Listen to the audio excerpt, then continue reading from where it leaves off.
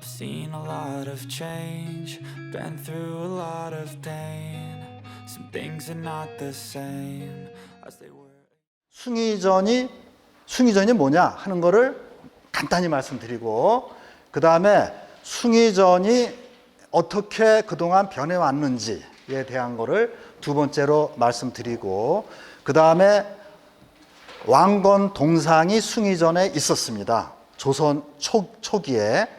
그래서 지금 왕건 동상이 얼만큼 중요한지, 그리고 우리 숭의전에서 왕건 동상을 안치했으면 좋겠다, 이런 거에 대해서 말씀을 드리기에 앞서서 왕건 동상이 어떤 의미가 있는지 요거를 간단히 말씀드리겠습니다.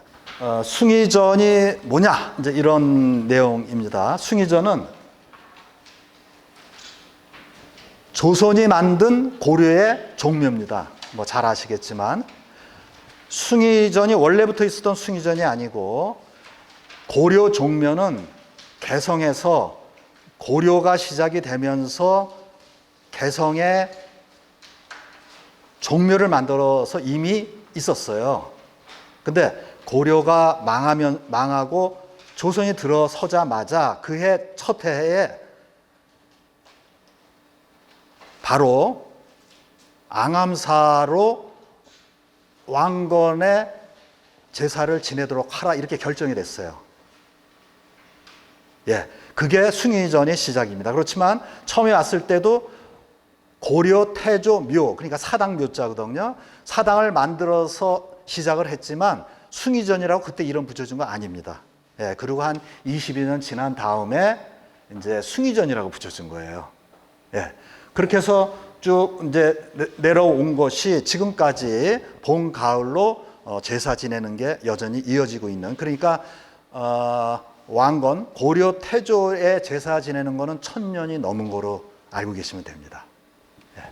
그래서 숭의전 현재는 뭐냐, 왕이 네 왕과 왕건을 포함한 네 왕과 그리고 16공신들, 고려 공신들, 이렇게 제사를 모시고 있다. 이렇게 제가 정리를 하고 있습니다. 그래서 우리나라에서 현재 뭔가 진행되고 있는, 고려에 대해서 진행되고 있는 그러한 거는 유일합니다. 숭의전에서 봄, 가을로 제사 지내고 있는, 이게 유일합니다. 이렇게 이제 말씀드리고요. 숭의전은 고려 태조묘라고 해서 조선이 들어서자마자, 한양이 아니고요, 개경에 있었습니다. 1392년. 거기서 고려 종묘가 있으니까, 고려 왕들에게 제사 지내는 사당이 있었으니까 그걸 폐쇄시킵니다. 그리고 왕건의 원찰이 있었던 숭의전에 거기다가 제사를 모셔라, 이렇게 하면서 개성에 있는 거를 폐쇄시키는 거죠. 그러면서 갈 때 어떻게 하느냐, 왕건 동상도 글로 이동하게 된 겁니다. 그러니까 1392년에 우리 앙암사에서 왕건의 제사를 지내면서 그 해에 고려 동상도, 왕건의 동상도 왔다, 이렇게 보시면 되겠습니다. 그러면서 누가 제사를 지내느냐, 왕씨의 후손인 왕후라고 하는 분 보고 가서 마정군을 너한테 줄 테니 가서 제사를 모셔라, 이런 식으로 해서 1392년에 그렇게 결정을 합니다. 그런데 한양으로 천도하는 거는 1394년, 2년 뒤에 결정이 한 거예요. 그러니까 태조 이성계가 개성에서 이제 수도로 삼고 하려고 한 거죠, 1392년에. 그러니까 어쨌든 고려 종묘를 우리 지금 마전에 있는 앙암사로 옮겨놓은 겁니다. 아시겠죠?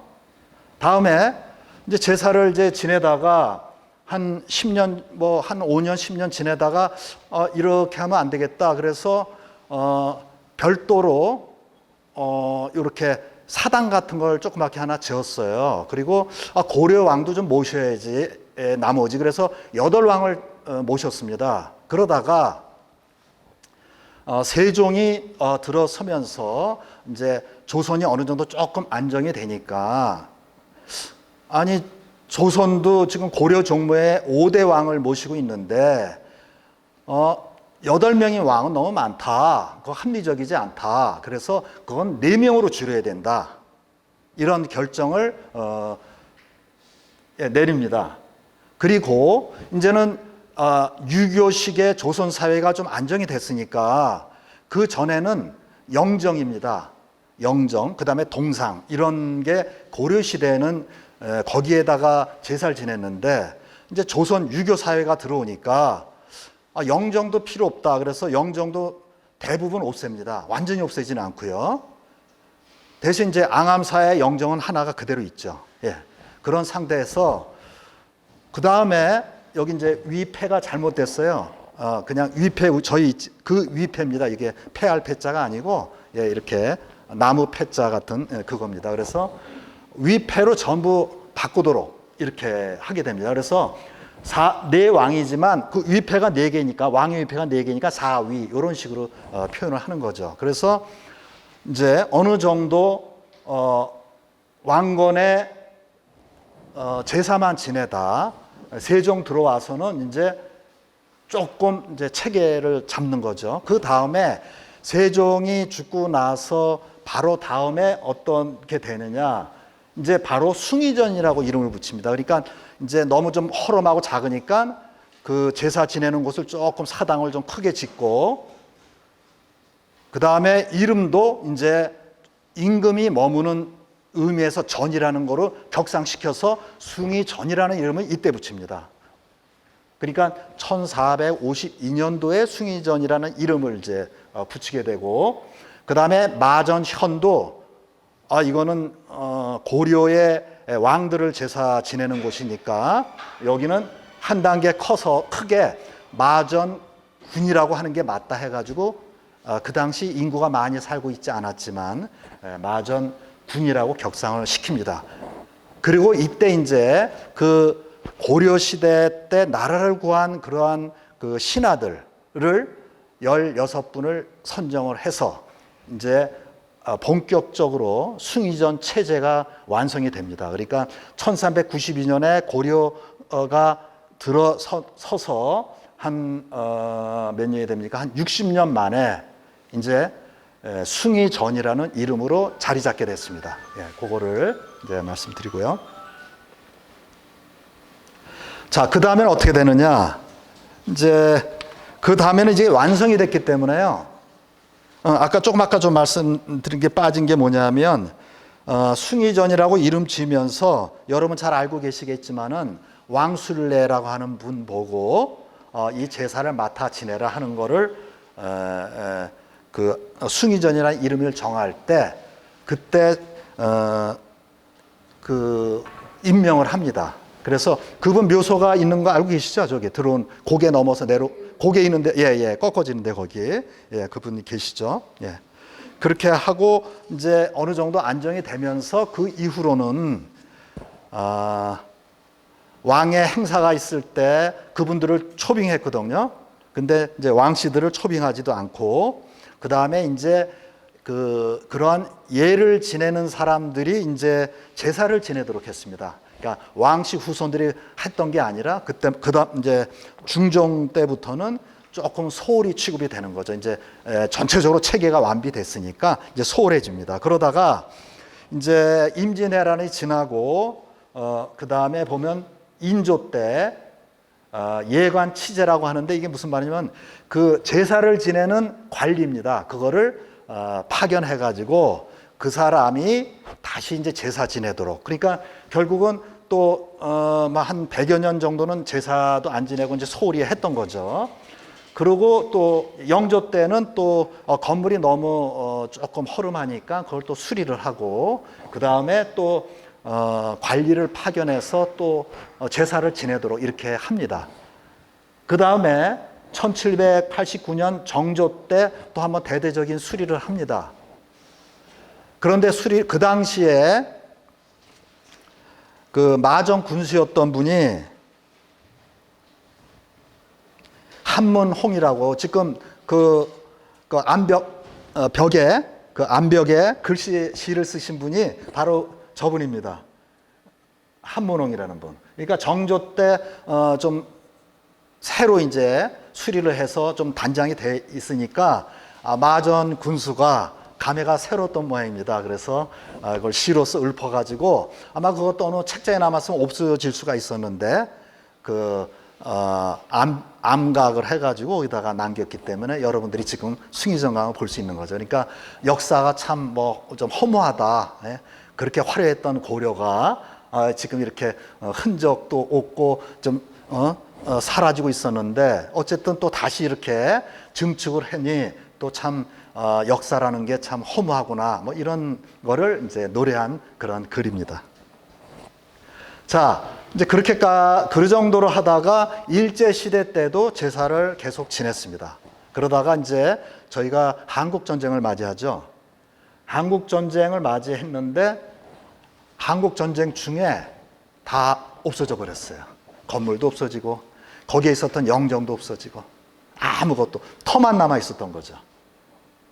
그래서 사시던 분이 뭐냐면 그 진술하신 거에 보면 그 당시 캐나다군이 주둔했답니다. 그러고서 이제 여기 살던 주민들을 전부 이제 여기서 전쟁을 해야 되니까 다 이제 임진강 너머로 다 이렇게 모셔놨는데 그때는 영국군들이 전부 그렇게 했다는 거예요. 그러고 나서 전쟁 끝나고 난 다음에 와 보니까 불타고 아무것도 없더라는 얘기죠. 그래서 지금 이거는 그 당시에 캐나다군이 주둔했고 아마 영국군이 전투를 이제 본격적인 작전을 다 세우는 모양이에요. 그러니까 주민들을 다 거기서 떠나도록 한 다음에 그 다음에 어떤 식이 됐는지 모르지만 저게 전부 다 불타서 없어졌습니다. 안타깝게도. 그 다음에 1971년에 전쟁 나고 한 20여 년 지났죠. 나라에서 숭의전지라고 하는 건 터를 얘기하는 거거든요. 숭의전 터가 이거 굉장히 중요한 건데 그래서 그거를 국가문화재로 사적으로 지정을 하는 거예요. 건물이 아니라 그 터를. 그렇게 해놓고 한 2년 뒤에 왕씨 후손들이 이제 뭐라 그럴까요? 뭐 대웅전처럼 그 숭의전에 보면 이제 숭의전 해가지고 안에 큰 본체가 있지 않습니까?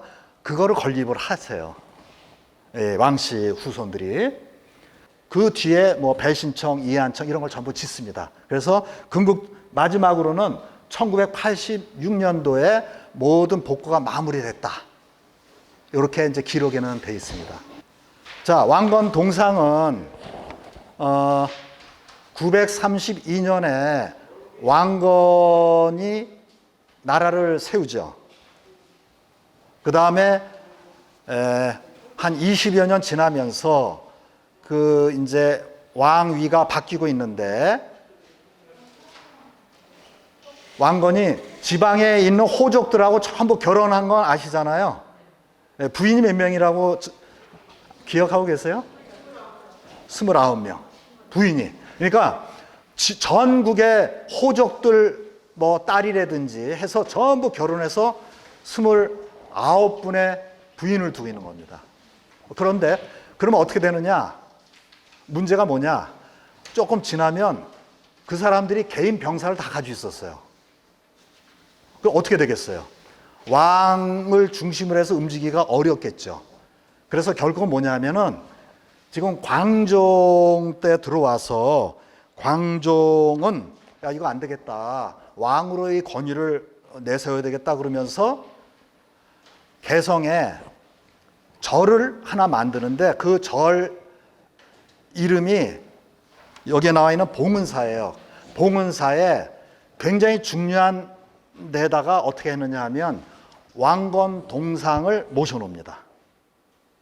그러니까 쉽게 말하면 지금 일본이 그 천황 뭐 일 있으면 가서 뭐 아련하고 하듯이 그걸 해놓고 제일 높은 데 위에 놓고 왕건 동상으로서 중요한 거기서 이제 항상 왕이 찾아가서 그렇게 하고 신하들하고 같이 이렇게 하면서 왕의 권위를 올리기 시작합니다. 그럼 그게 되고 나서 2년 그 다음에 봉은사가 만들어지고 거기에 고려 왕건 동상을 거기다가 올립니다. 그래서 이 951년에 왕건 동상은 지금 만들어진 걸로 지금 추정하고 있습니다. 머리에 쓰고 있는 모자가 통천관이라고 하는 겁니다. 그러니까 하늘하고 통하는 관입니다. 그러니까 황제만이 쓸 수 있는 그런 겁니다. 이 고려 동상은 어떤 의미가 있느냐? 나는 황제다. 황제가 쓰는 관을 머리에 쓰고 있다 하는 이런 점에서 굉장히 중요하고, 고려시대 때는 고려의 모든 상징물들 중에서 가장 신성시하는 게 고려 동상, 왕건 동상입니다. 예, 지금 그렇다는 걸 말씀을 드리고요.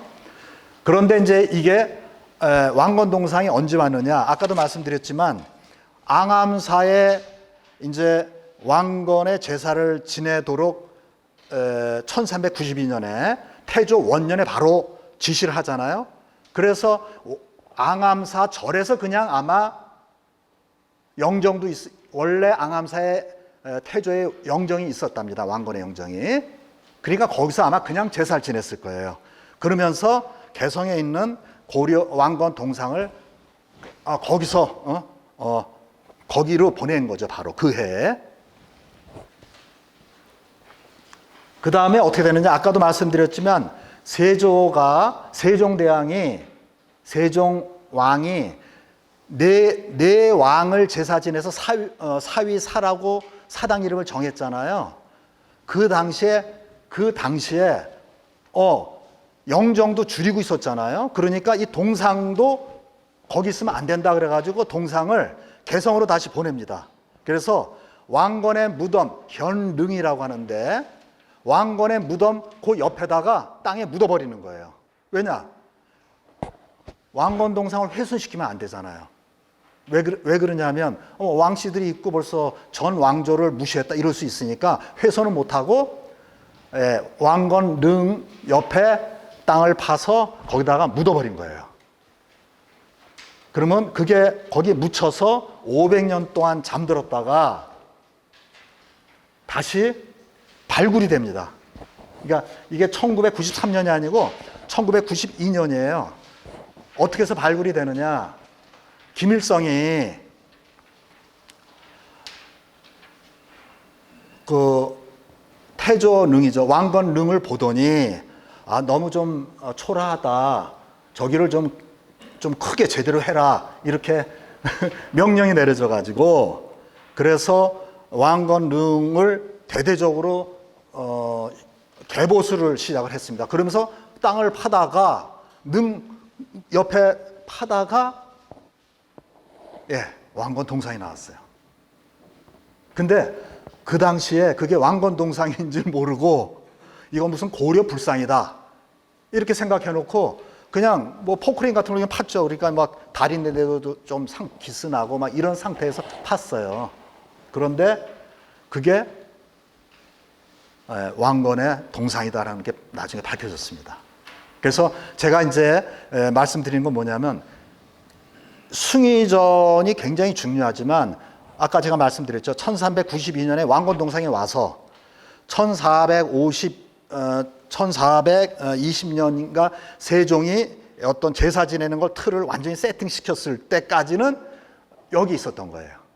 그러니까 고려 태조묘라는 이름, 그 다음에 사위사라는 이름을 가질 때 동상이 여기 있었던 겁니다.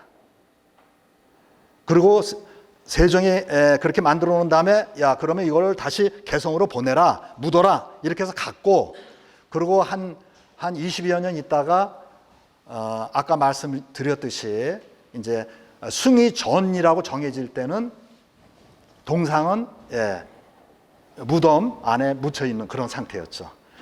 그렇지만 아까도 말씀드렸지 영정은 계속적으로 있었습니다. 그런데 아까 말씀드렸지만 한국 전쟁 때 영정도 타버린 거예요. 그렇게 이해하시면 되겠습니다. 일단 요거 보시면요, 황제를 상징하는 통천관을 쓰고 있죠. 아주 굉장히 귀합니다. 그리고 얼굴 여기 보시면은 얼굴 저 경우는 고려 통일 신라 시대의 부드러운 모습은 아니고 조금 백제의 방가 사유상 같은 것도 아니면서 그런 요소들이 다 들어가 있고요. 상당히 굉장히 잘 만들어진 그런 겁니다. 이게 동으로 돼 있어요. 근데 동으로 돼 있는데 원래는 동이 아니었답니다. 원래는 이 동이 뼈대고요. 여기에 흙을 이렇게 진흙이든 뭐 이런 걸 해가지고 살처럼 이렇게 해서 좀 두툼하게 이렇게 해 있고, 그 다음에 옥으로 만든 띠를 두르고, 그 다음에 버선 신고 해서 상대 높은 자리에 딱 있는 거예요. 우리 지금 뭐 저 경복궁이나 가면 임금들 있는 데 있잖아요. 큰데 위에. 그러면 이제 그런 데 가서 전부 절하고 이렇게. 예. 요거 그냥 예. 그런데 이제 저 모습 보는데 여기에 발굴했을 때 비단청 같은 게 이렇게 있었답니다. 그러니까 살도 이렇게 해서 좀 거기다 붙였고, 그 다음에 비단옷 다 입힌 상태에서 이렇게 보시면 됩니다. 그러니까 미학적으로도 굉장히 뛰어난. 그리고 이제 이게 뭐냐면은 우리나라에서 인물로 만든 조각상이 딱 2개밖에 남아있는 게 없어요. 하나가 이 왕건 동상이고, 또 하나는 왕건의 스승이신 스님 나무로 만든 상. 딱 우리나라에 지금 2개가 있습니다. 그러니까 왕건 동상은 굉장히 소중한 그런 거고, 지금 현재는 평양에 거기에 이제 박물관에 있습니다. 그래서 이제 제 생각은 뭐냐 하면, 어쨌든 주민분들이 됐던 해가지고 평양에 얘기를 해서 복제품을 갖다 여기다 모시는 방법. 뭐 돈 주고 사는 문제가 아니니까 이제 이런 것들이 앞으로 우리 주민분들이 좀 이렇게 좀 하셔도 좋겠다, 뭐 이런 생각 해봤습니다.